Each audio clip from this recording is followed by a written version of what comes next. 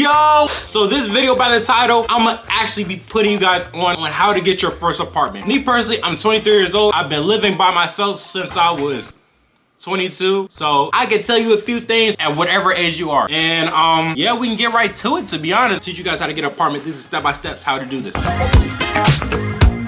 So I'm gonna give you guys a chart per se. There's three types of level of living or trying to accomplish something. There is maximum efficiency. There is ideal, bare minimum. When it comes to savings before you get your apartment, the maximum efficiency is 20K. Ideal is around 10K. The bare minimum is around 5K. Let's say you're right here. You're at your $1,000 right here. How do we get from here to at least bare minimum?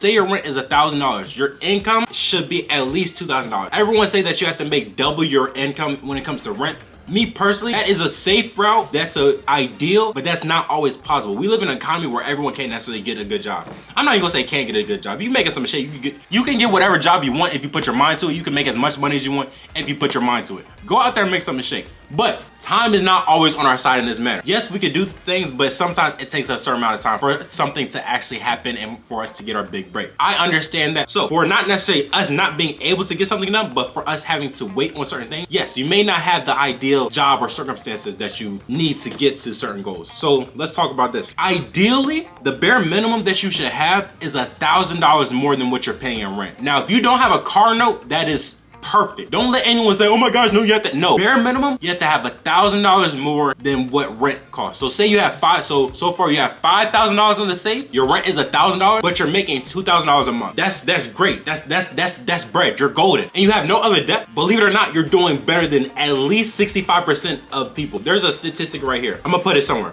but you're literally doing better than literally 50% of America right now. Don't let people on social media fool you. You're doing great. I'm telling you, you're doing great. Whew, I got me talking today. And you already know this is the actual numbers and figures channel. I'm gonna give you the actual numbers and figures. When I first moved out of my apartment, for the longest, I was making roughly, and that was only for a couple months, but I was making $45,000 to $50,000 at my actual salary job. Now, on my other side hustle and stuff, I was making way more than that, but at my actual salary job, I was only making I think I was making $50,000 a year. And I was good off my salary job. That was straight. I never missed bills. Nothing was ever late. All my bills got paid, and that's me added on with having a car note. If you're making at least $45,000 a year, you're actually in a good position, and you don't have any other responsibilities. You don't have the kid. You don't have, if you don't have a car note, that would be really, really good. So don't rush to get an apartment and get a car note at the same time.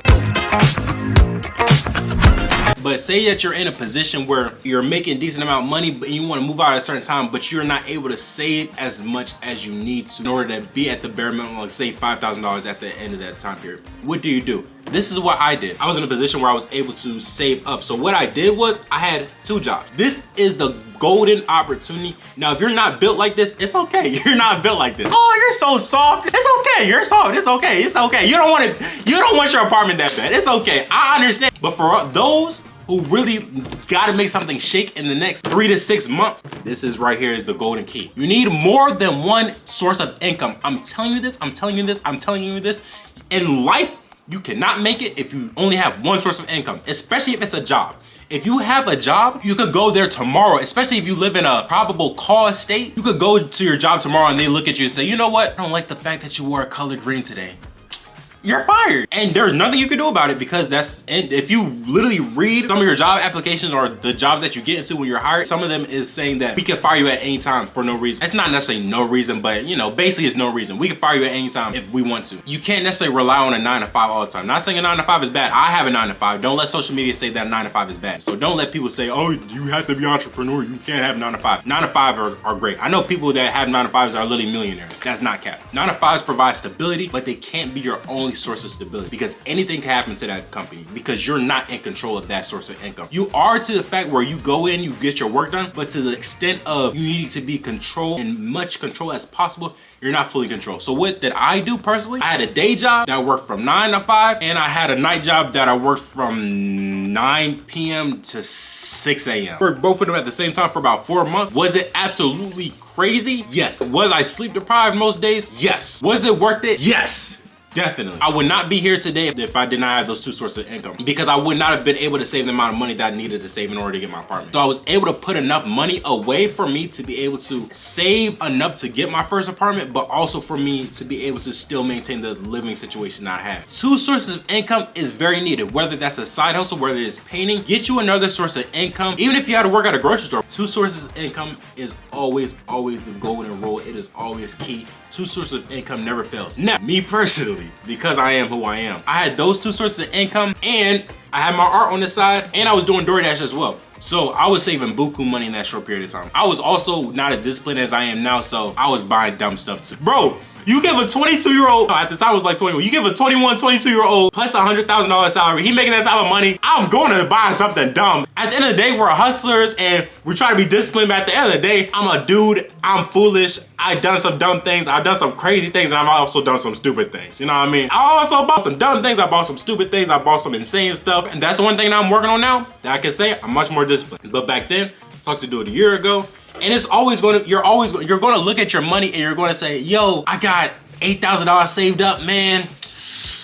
I know I wanna get that apartment next month, but I have $8,000 saved up. I could go and buy that. I could go buy them shoes. I could go and buy that Go-Yard bag. I could go and buy it. You know, I could splurge on myself. I've been working so hard, I deserve it. Yes, you do deserve it, but we have bigger things that we wanna do. Believe it or not, once you hit 10K, $10,000 is not that much. Any amount of money that you could spend in 2 days during a normal activity is not enough money. That's me and my personal opinion. If you gave me 10K right now, I would spend it in 2 minutes on actual reasonable things. Save your money, spend it wise, save your money. Even when you get to a point where you're like, okay, I'm good, save your money, because even after you get your apartment, your end goal isn't to get your apartment. Your apartment isn't an end goal. There's some people that are 45, 50 living in apartments. Your end goal actually should be real estate, but right now we're getting you into an apartment. You're getting an apartment so you can have your own environment, so you can actually be by yourself, so you can live by yourself, so you can maintain your own environment. That's the goal of having an apartment, not to stay there for 10 plus years. Now, if that's your situation, that's cool. But at the end of the day, we do want to get better than an apartment. You may even have a luxury apartment, but at the end of the day, you're still, not saying you're throwing money away, but you still want to have your own real estate. You want to be as in control of your life as possible. So getting an apartment is only halfway to the goal. Let's get to the other half afterwards. And you need capital, you need money to get to the other half. So don't blow it before you can show it, you know what I mean?